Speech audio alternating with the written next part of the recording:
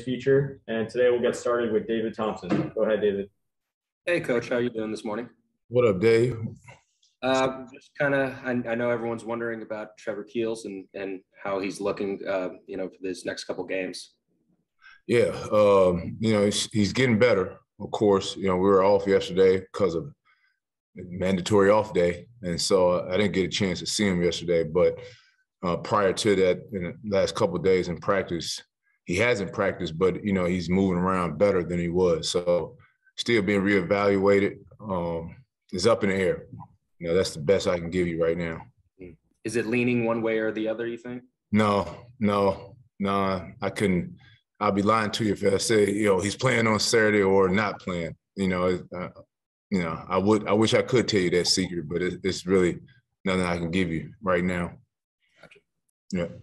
Brendan Marks. Hey, Chris, appreciate you taking the time. What up, B? Not too much. Coach said something after the game the other night about how Mark has, obviously we know how impressive he is going up and down, but he mentioned how much better his lateral athleticism has gotten, how his ability to slide his feet and how that has obviously helped in terms of rim protection and just discouraging shots too. What have you done to work with him on that? And how have you seen him improve in that area specifically? Yeah, Mark works his tail off. He really works hard, and that's one of the things. Like when we do breakdown drills and after practice, the big guys get no days off really. They got one off yesterday, luckily for them. But in between games, when we have a game that's coming up right away, we work those guys hard. They're the key to our team, to be honest with you. And we know the perimeter guys are sexy and they get a lot of notoriety, but Mark Williams and Theo John, and those guys are our anchors. And, we work with those guys all the time, on the defensive end. So to say, for instance, it's a game where you might have to switch. So we have our little guard, Spencer, who's like 5'0". He's small, man, a little shrimp, but he's quick.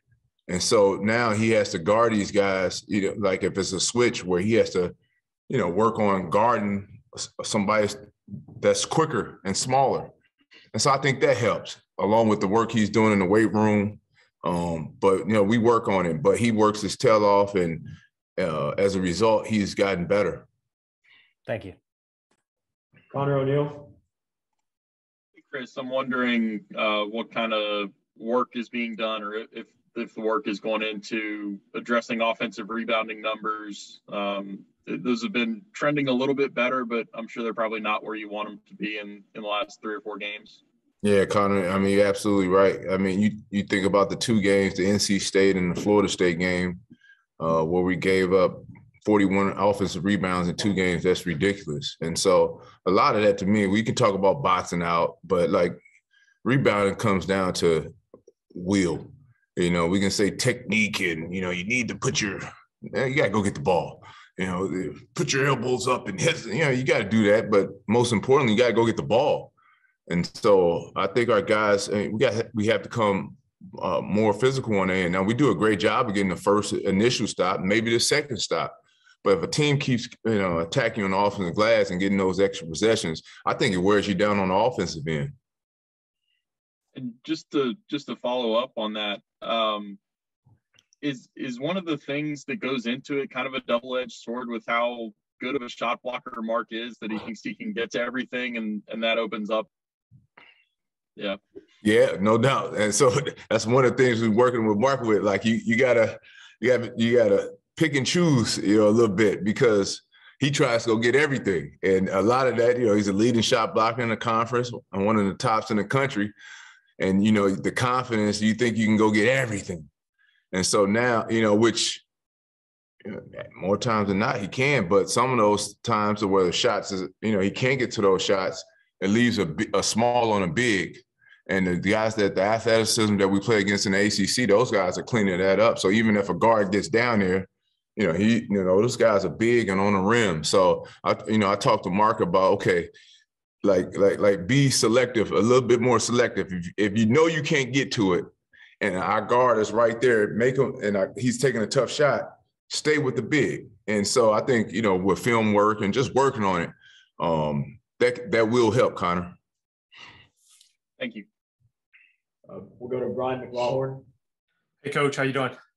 What's up, man? How you doing, B? Good, good. I just want to ask about Jeremy's impact over the last 5 games, how it's him being at the top. I think his number's like 29 assists to 3 turnovers. How's that changed how you guys have been able to play? How's that impacted you overall? Man, the last 3 games, man, he's been incredible. Just really solid, man. 18 assists in the last 2 games and 2 turnovers. That's what, 9-1. My math serves me correctly. I mean, that's insane. And he's done a good job. You gotta understand when Jeremy came in, he was a scorer. You know, he was a scorer. You know, watching him in high school, he was on attack offensively to look for his own shot because he's talented. But now, you know, you have to adjust when you get to this level. You're playing with guys that can put the ball in the basket. And so now, you know, being a guard, the best way to get guys involved is to get them involved. And now you have to sacrifice not looking for your shot as much. And he's man, it looked like he's mastered it, so to speak, these last 3 games. And so if we can keep trending in that direction, that gives us another weapon. Sasha Ritchie.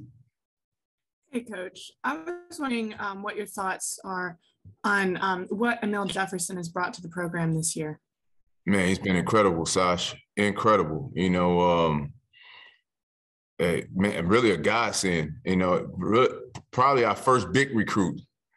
You know, like before, you know, in the Shire era. You know, and bringing him into this coaches last year. You know, we met with Emil in Philly, John and I, and like. I forgot, I think it was a steakhouse, man, downtown. I forgot the name of the steak, fancy one too, you know. And man, we went hardcore on him, like, yo, you got to do this, because he was still wavering not whether to play. I mean, a couple of years ago, he was in the NBA, and so now, you know, a guy in his prime who can still play at a high level, you get him to come back and be on the staff. He's been, I mean, he's a natural. You know, I've been around a lot of young coaches. You know, I have experience, but for a young coach, you know, he's a natural. And so, man, and he's helped me out a lot because I'm old and my knees don't work anymore. And so, like, you know, to have him on my side, it helps. It helps a lot, man. And guys really respect him. Brian Horace. Hey, Coach, first off, how is the knee? You know, man, it was it's getting better, B. But like, you know, Coach hits my knee on the sideline with that ring from time to time. So if it wasn't Coach K, I probably elbow him. But you know, I had to take it. Other than that, it's getting better. It's getting better, man. Glad to hear it. And could you speak on how Joey Baker has impacted this team, especially in the last few games? Yeah, absolutely. He's Joey's old. He's old, and so when you get old, and I always say this all the time, it's a natural progression. You know, we want these guys to be dominant right away. You know, you get the Paulos coming in and the Zions and the RJs, and those guys are special. But I mean, if you look at Wendell and you look at Joey, they're doing what usually happens in college. You know, they're progressing and getting better. And Joey, you know, he spends a lot of time in the gym. He's always shooting, working on his game. Now you're starting to see him get some minutes and really produce. And we wouldn't have won that game against Clemson without him. And we were struggling in the first half when Paulo got in foul trouble. He came in and hit some big threes. And the shot to put us up. Have you ever seen Joey Baker driving right with the one leg, you know, kind of push floater? I mean, in the lane, that's a big-time move. So for him to have the confidence shows the work that he's been putting in and it's paid off. Thank you. All right, we'll go back to Brendan Marks. Hey, Chris. Yeah, I'm just wondering if at any point in your career before you've had a situation like you guys are going into Saturday, where obviously Louisville's had some turnover the last couple of days. You know, they're going to be motivated. Things are changed. Have you had an experience like that before? And how does it sort of impact the preparation? You know, I guess that you're going to get the best shot from Louisville, really. Yeah, no, I haven't been in a situation, but the guy's taking over, Mike Pegues, he could do the job at a high level. You know, what we tell our guys, what we have to understand is, and what we tell our guys is, no matter what, we're going to get the other team's best shot. Teams seem like they come together the most and play the hardest. Not saying they don't play hard, because they do. You know, we got well-coached teams in our league, but they're ready to play. The fans are going to be into it, and you know, hey, they can play free.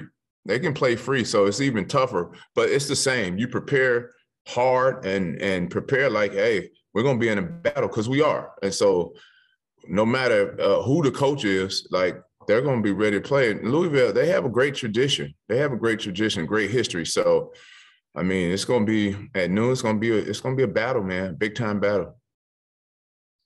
Got time for a couple more. We'll go to David Thompson. Hey, Coach. You know Theo John better than most. I'm just kind of curious.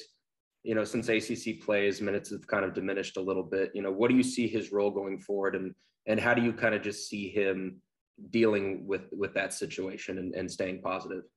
Yeah, it's been tough. You know, he's been up and down. And, you know, he had a good game against NC State. Then, you know, the last couple of games hasn't been up to the level we know he can play at. And so for him, being a veteran, just to be confident, you know, sometimes you get in there, you want to, you know, you try to, you know, do too much, so to speak. Not saying that's the case in his situation, but we're going to need Theo. We're going to need Theo. You know, especially as you see, these games are getting a lot more physical. And then you get into March, like, I mean, the teams you're going to play against, the teams you got to beat to win it. I mean, it's going to be a high level of physicality and athleticism, which Theo brings. So we just got to keep him confident, keep him working, and hopefully, you know, his confidence comes back. Not saying he's not confident, but like, we need him even more confident, because he can help us. I mean, that's why we brought him here. He can help us. It has helped us. We got to get Theo back on track, and that's the job that's my job. So I got to do a better job. All right, we'll wrap it up with Sasha Ritchie. Yeah, so the first Duke UNC game is sort of on the horizon, coming up in 2 weekends. What do you remember most about playing in those games in your time at Duke, and how does that feeling and experience differ now as a coach? Yeah, it's nothing like it. Nothing like it. You know, the anticipation. Everybody tunes in. Carolina fans, you know, they start talking. Our fans start talking. If you Instagram, Facebook, all that, it's all over, you know, and it's a different game, man. I remember my first game, which was a career maker for me. My freshman year, we had lost to them 7 times in a row, 97. And so I jumped at center, and, you know, I was jumping against Serge Zwicker, who's 7'3". I was 6'7", a little wet, 185, no facial hair. Well, I had a wide mustache, the wide stash, and he didn't even jump. You know, he didn't even jump, and got the tip ball. And but like, if you're jumping, if you're at the jump ball circle and you see how crazy our fans were going, it was like, yo, it was a different level, and I'll never forget that. And we end up beating them, and so it's game on, man. It's game on. It's game on. So looking forward to it, but we got to take care of business. You know, we got a couple games beforehand where, you know, Louisville on the road, Notre Dame on the road, then you end with Carolina on the road. That's 3 tough games. And if you look at throughout our conference, if you look at the games have been incredible. Charlie Moore hits a half court shot to beat Virginia Tech. You know, like, the game's been coming down to the wire. So each game you got to play it like it's a championship game. And so that's what we're going to do, hopefully.